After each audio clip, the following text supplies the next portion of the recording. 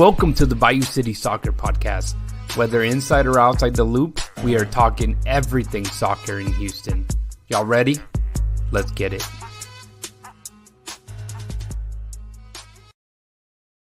Houston, welcome to another episode of the Bayou City Soccer Podcast. Thank you for joining me tonight. My name is Rudy Segura, and we're going to try to get you into what tends to be always a short episode. At least that's what we plan. But you know what? You interact with me, I interact with you, and maybe this will prolong it even longer than expected. But another week. I know we tend to record Tuesday nights. I was out of town. I won't give out any excuses other than I was out of town. And it just needs to get done. You know, there's a big match coming up, the final regular season match against the Galaxy for the Houston Dynamo. Obviously, Dynamo 2 in their playoff match, and Houston Dash playing one of their final matches before the season ends for them. But before we get started, make sure that you click subscribe to our YouTube channel if you haven't already. Also, make sure that you go ahead and follow our social medias, Bayou City Soccer, in every platform, whether it be X, Instagram, YouTube as well. Definitely make sure that you have any notifications lit as we try to keep you informed as best as we can and updated with all the news surrounding your Houston soccer teams for sure, and anything happening around soccer wise here in the city of Houston. But again, it should be a short episode. I just want to go ahead and get this done for you guys. I know that you guys are always listening, always supporting. Thank you for that. We got the X going here live and YouTube as well. But if for whatever reason you're listening on podcast, which that's my form of keeping up with media podcasts. If you guys have any recommendations, I'm running out of them, or more running out of the ones I like, if that makes sense. But if you have any suggestions, feel free to pass them along. And again, feel free to comment as well. I'm going to try to go and hit every news regarding the teams as much as I can, starting with the Dash, going into the first team, Dynamo and Dynamo 2. But don't want to get too far along before I give thanks to our main sponsors off the show, being Ugly Guppy. You can see the great hat that they produce for us to be able to rep Bayou City Soccer, as well as the polos that we tend to wear around the stadium and any events that Houston Dynamo FC do, as well as any international games, whether it be the Gold Cup, the Women's Gold Cup, Leagues Cup, and friendlies as well. So any further ado, just give them a like as well on their pages and social media. But if you do need some kind of print job or embroiderment, definitely hit up Ugly Guppy. Carlos Aguilar, the owner, does a really great job of making the best quality items for you guys, and he can definitely help you out with that. So again, let's go ahead and get started with Houston Dash. They have 2 more games left in their schedule. The season is winding down. They'll be the first one up here that we'll speak about, because they'll be playing against Seattle Reign tomorrow night. If you're listening in the morning, probably be tonight, October 18, 9 p.m. Central Time. It's going to be a late one for us Houstonians. They're watching. If you guys are still watching, as this, again, the season for the Houston Dash comes to an end shortly.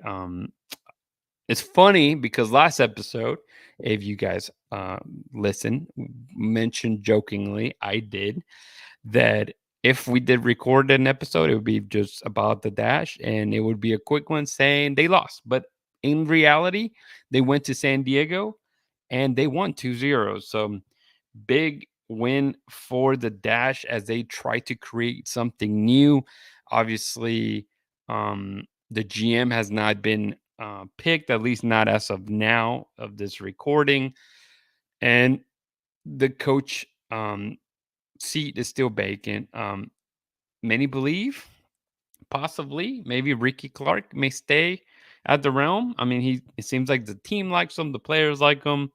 The wins obviously have not been there with this team just struggling, but he could be the one to right the ship and turn it around. So, would not be surprised if he gets that opportunity. They have mentioned Ted Siegel, majority owner, has mentioned the fact that they're interviewing a lot of general managers, or I guess a lot of people for that position as well as head coaching. But um, who is to say that Ricky Clark is not, part of those talks as well? I mean, I think he deserves an opportunity and could be likely. Who knows at this point?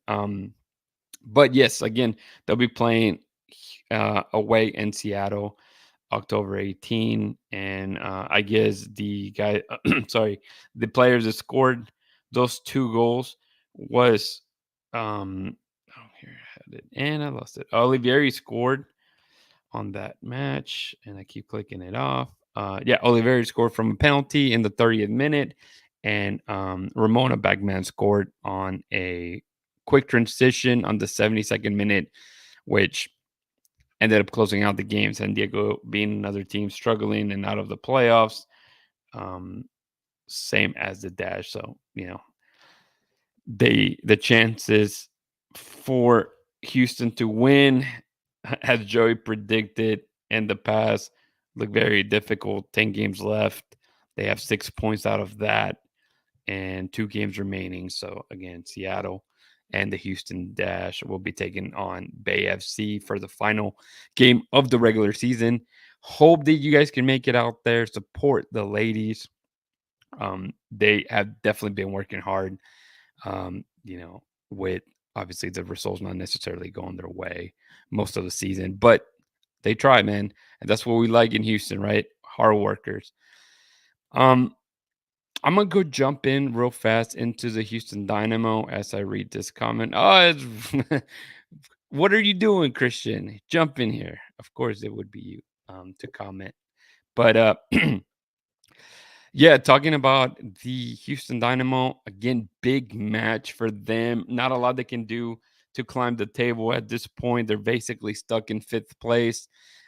Even if they do beat LA and get all 3 points, as Real Salt Lake is right on top of them and closed out the gap there with 5 points difference between the two. Technically, you could have Seattle and Real Salt Lake flip flop in that position, but it is likely that if Houston wins, RSL would be the team to play. Unfortunately for the Dynamo, they will not have home field advantage in the first round. Therefore, you will be playing away, then here in Houston and away again if it has to go into a third game. If the Dynamo are successful in making it past first round, depending on who they be facing, anybody above basically anybody first, second, or third being Galaxy, Los Angeles, and then again flip flopping whether it be Seattle or Real Salt Lake. Um, they may not play at home again the rest of the season. So very important that they take advantage of the only game that they may have here in Houston.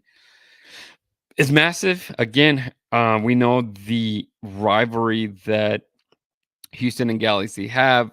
Obviously, the biggest games Galaxy has won being 2 finals in back-to-back years. Seeing the Houston Dynamo lose the MLS Cup in 2011 and 2012. I'll have a trivia questions on our Instagram. So again, make sure to follow our social medias, specifically Instagram for this trivia that we'll have as we go to the stadium. It looks like it's going to be a sellout match. Um, Obviously, some of the best players in for this season are in Galaxy. I think Gabriel Peck is by far the biggest star to arrive this year. I mean, the guy has like 20 goals. I mean, it's ridiculous. Just the amount of goals and assists that Gabriel has. Sorry, he has 15 goals and 12 assists. That is a lot. Um, but Ricky Puig, another guy that is playing, in just a completely different level, probably has the opportunity to win the MVP for the season.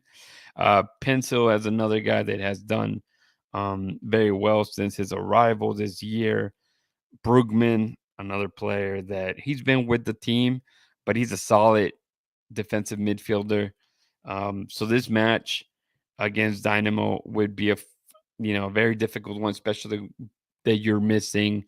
Then also would be missing Franco Escobar, who has basically taken full advantage of playing on that left back position, which will be colliding against Gabriel Peck. So whether it be Daniel Steres or a true left back, like maybe a Brad Smith or a Tate Schmidt out there, is probably going to have a really tough day at the office on Saturday against Gabriel Peck. But Houston does have what it takes for sure to pull a result, especially at home. Again, should be a sold out stadium. I know that El Batallon and the other supporter groups I've mentioned how their areas basically sold out for the game.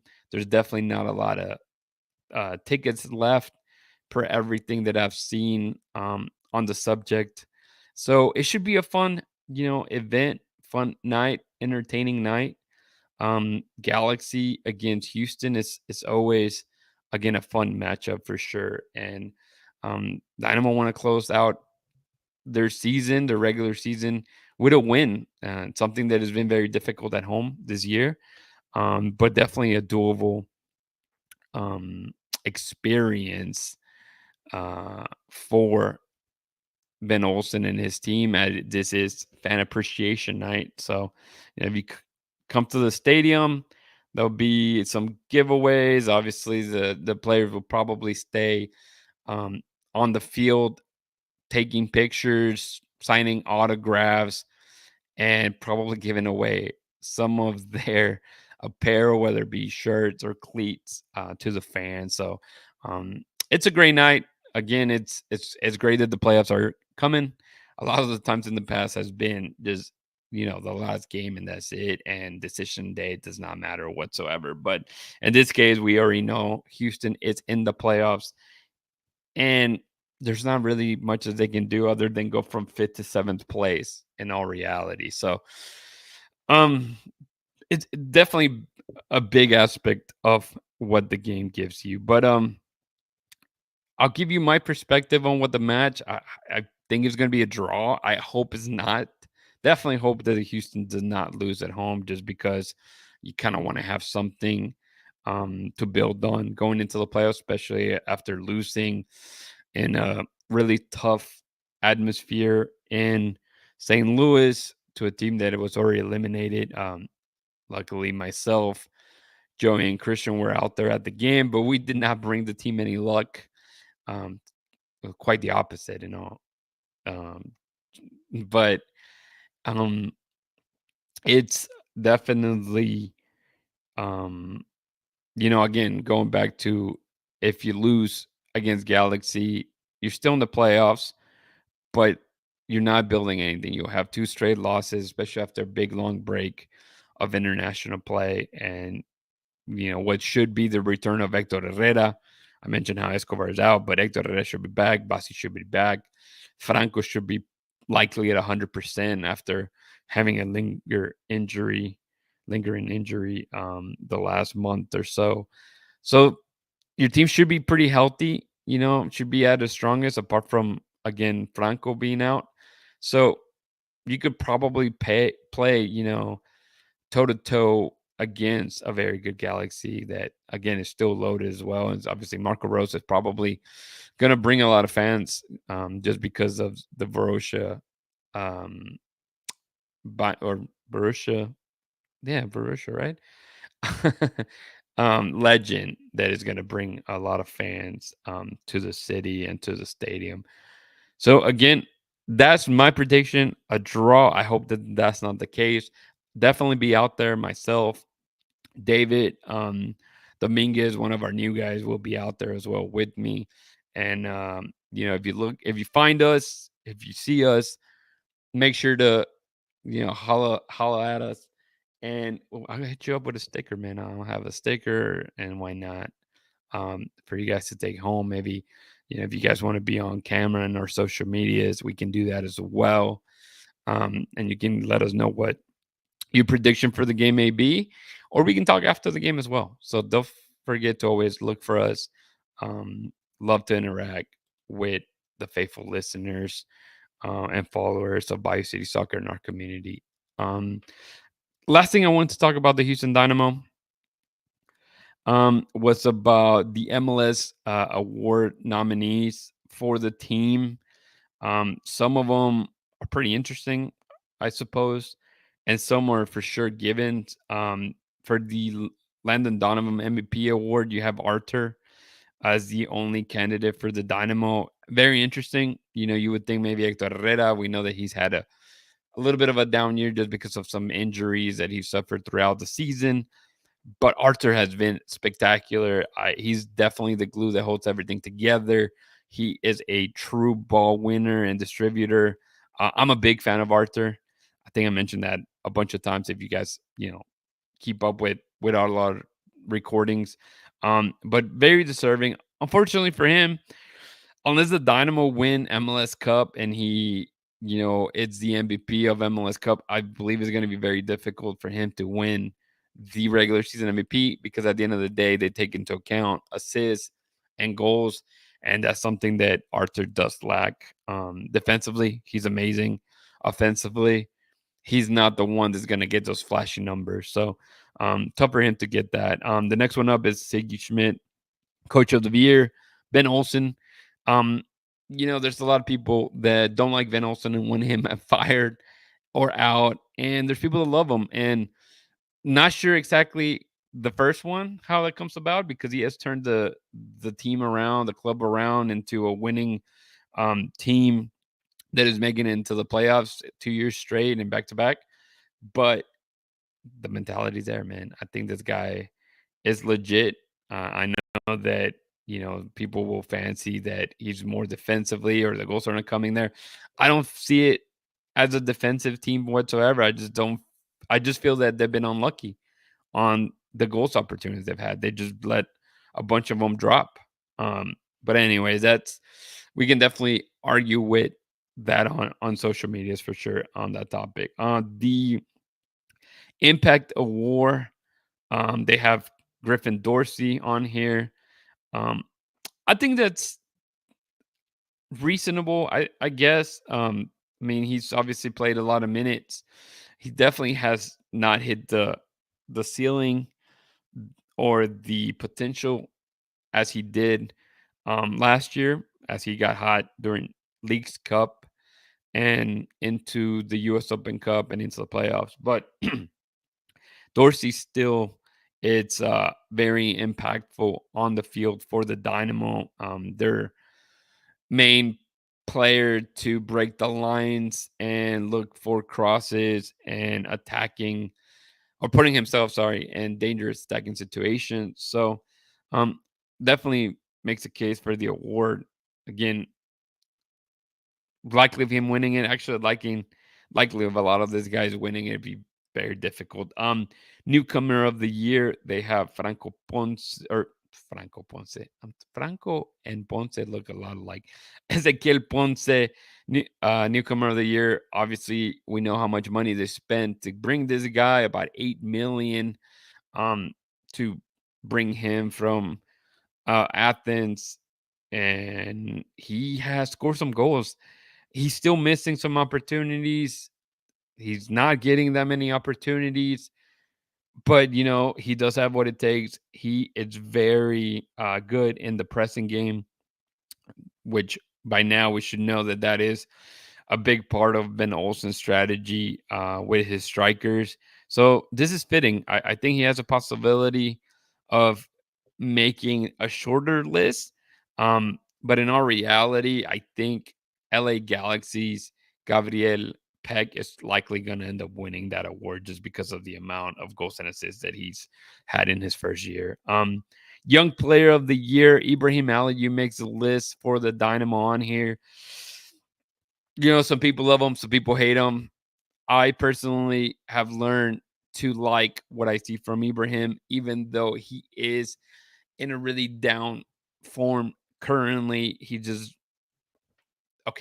in a really down form on the attacking side of the field. Defensively, he still has done very well, except for, we'll say he looked a little bit in shambles against St. Louis for sure. And, I don't know what's happening with Aliu. You just hope that this break was able to help reset some of that mentality or physical fatigueness that he may be dealing with, and gets this push into the last game and into the playoffs. And we see an LAU that's scoring some goals and getting himself in some good opportunities in front of the opponent's goalkeeper. This one here, I think, has a big case to actually win this award, Defender of the Year, Mikael. Mikael has been tremendous. Playing alongside Eric Svinchenko, the veteran, and Mikael have just paired so well, like wine and chocolate, or wine and cheese, or chocolate and cheese. I don't know. Whatever pairs well, these two guys have it. Um, and I'm a big fan of Mikael. Obviously, we all know the story, and it's gonna be forever a story to tell about how he, landed or was brought in. Sorry, into Houston Dynamo 2, got games there, and eventually made it to the first team. And now he is a for sure starter. In that left-sided center back position for Ben Olsen. He has been obviously playing just out of this world defensively. He's everywhere. He is very fast. He is tall. He is physical. He is what you want your defender, your center back to be. And he continues to learn. His passing has gotten better. He's not as shaky with the ball. He's gained a lot of confidence for sure. So definitely a guy that could potentially win this award. And last but not least is Goalkeeper of the Year. Seems like the only goalkeeper that played for the Dynamo this year, and that is Steve Clark. Me and David recorded an episode in Spanish, and we mentioned the fact that we know how good defensively the Houston Dynamo is, but honestly, if it wasn't for Clark, they would have let go, or more goals would have gone in the net. And Steve is just Superman without a cape. I mean, I have no clue how at 39 years old, the guy still has the agility to get to some shots and balls that seem to be unreachable. Hell, I'm 35, and it just hurts my back seeing the way that the guy is just able to do some acrobatic stunts to get to some of those. And I went back and thought of I mean, he had a massive game in Minnesota in the beginning of the year, and he put, you know what? I should have opened it because he have a. I remember him having a massive. That was the first, or if not the first, one of the first games that the Houston won on the road, and Steve had. Let me see. I had it right here. Where are you, Stevie? Steve, here you go. Where? Okay. Give me a quick second. We're almost done, by the way. We're almost done. He had 5 saves, but if you go back, I mean, some of those saves should have been goals. There's the famous picture that if you go into our Instagram, again, if you don't follow our Instagram page, make sure to follow it. And we have it pinned as like the top picture, and that save, the way that he was able to barely like put a fingertip on that ball, and that ball ends up hitting that post and bouncing out. And the face that Dorsey just has is us, is everyone, that is a fan of the sport, of just how incredible that save was, that kept the goal, or sorry, the ball going into the goal, and for Minnesota to not be able to draw that game at the end of regulation. So pretty incredible. Again, those are the nominations for um,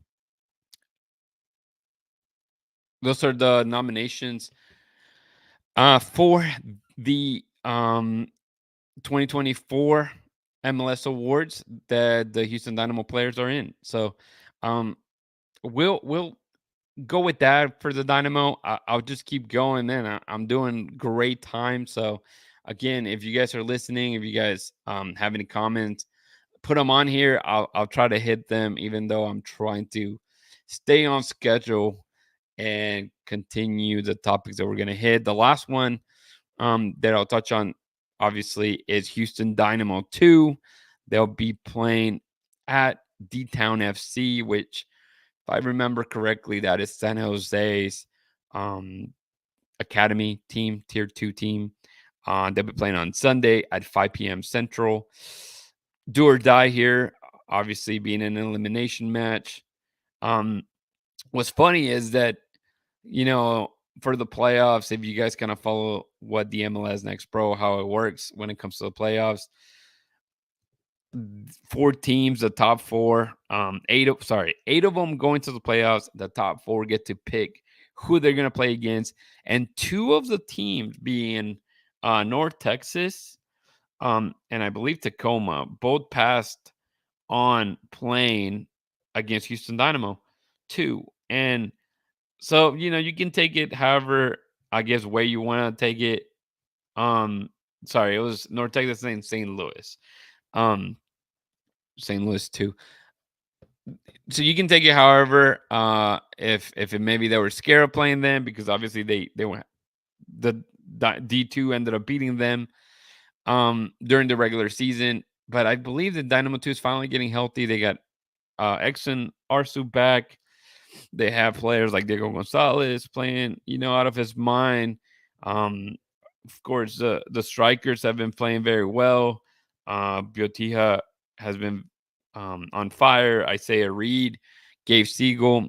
A lot of these young guys are very dangerous in front of the goal. And if I was me, if you have a team that is so, I was inconsistent, like the Dynamo, whether they are hot or cold in a given day or in their day, they could do some damage. I mean, coming from, playing their last match in which they had to win, and other results fall their way, beating Vancouver 3-1 in a pretty good crowd at Saber Cat Stadium.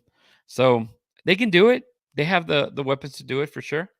So it'd be interesting, obviously keep if you guys follow, especially the Dynamo and the Dynamo Academy, make sure you catch that game. And before you do that, I guess a shout out, the guys Dustin and Joey were able to do an orange talk with Diego Gonzalez, the captain for D2, as well as interim coach Jeremy Hurdle. So if you have not listened to that, that is my plug for you to go back into our YouTube um, channel and look for that video. Or if you're like me, again, go to your favorite podcast device, whether it be Apple or Spotify, and look for that episode as well.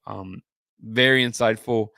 Jeremy Hurdle is very likable, and it looks like, same, I guess, branch as Kenny Bundy. I mean, these guys are very intelligent and do a great job of preparing their team and understanding the growth aspect of the game. Not everything is win or losses. In this case, obviously, a playoff, you want to win.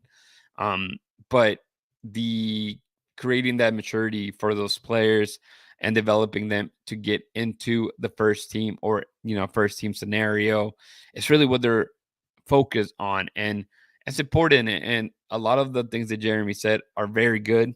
So again, just go check out the interviews for him and Diego. They are available, like I mentioned, in our social medias.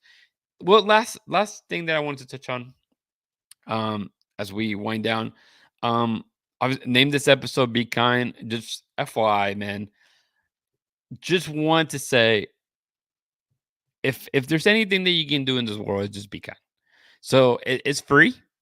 Treat people with respect. Be nice. Um, don't let things get to your head. And I don't want to.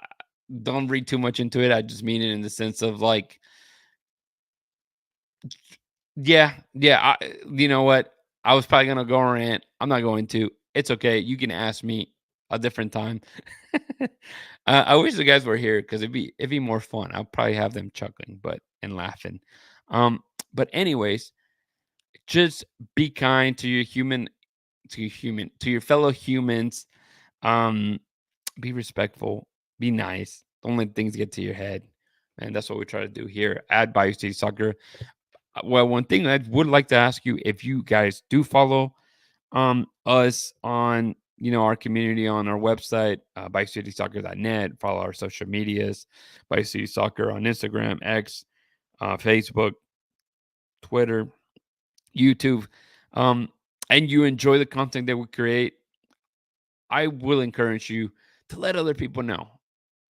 To let other people know about who we are, what we do. We love doing this. This is um part-time job, part-time hobby, and we try to do our best to get you the best information we can on the teams that you guys love. We are fans as well. We enjoy covering the teams for you guys. Um, but it would really go a very long way if you guys help us, continue to grow our social medias. Um, I believe, we would love to be at 5,000 followers like we used to be under Dynamo Theory back in, past years, and more. Actually, I think it was more than that. But on our X, and the Instagram is quite new, so, help us get to 1,000. Let's try to get to 1,000 by the end of the year. Again, we really appreciate it. I know that you guys are here listening, giving support. You guys, we have quite a few people that have bought us coffees, bought us beers. Get us going, man. It keeps us going. And you're a big part of it. And I just want to thank you guys for the support. Thank the Houston Dynamo communication team for the support. They know who they are. Leo, Jack, Edgar, Angel. They allow us to have the opportunities to talk and chat with the, main characters, as Jency would say, of the clubs, players, coaches, not just for us to, chit chat with them and get to know them, but for you guys to get to know them as well. And for you guys to get direct information from those main characters. And redundancy there, but again, make sure to check that out. Make sure to check out our Spanish podcast if that's something that you guys are interested in, or if you know somebody that speaks Spanish. I guess I'll say that in Spanish. Si hablas español y te gusta especialmente el Houston Dynamo, información del Houston Dynamo, escucha Movimiento Naranja, lo puedes encontrar también en la página web de Bayou City Soccer y en el canal de YouTube que tenemos ahí. Yo y David Domínguez estamos tratando de hacer o tener un episodio cada semana para ustedes en español, para nuestra gente latina. También, si ya están ahí, escuchen a TUDN Radio con César Procel. Él también es una muy buena persona que nos da la oportunidad a Bayou City Soccer de expander lo que es en el lenguaje, perdón, en español. So, anyways, long story short, definitely keep your support. Thank you again. We'll see it on the other side. We'll see you at the stadium, actually. We'll see you on Saturday. Don't show up on Sunday. We'll see you Saturday at Shell Energy Stadium. Guys, fill it up. Let's beat LA. And don't forget to always hold it down and keep it forever orange, guys. Peace.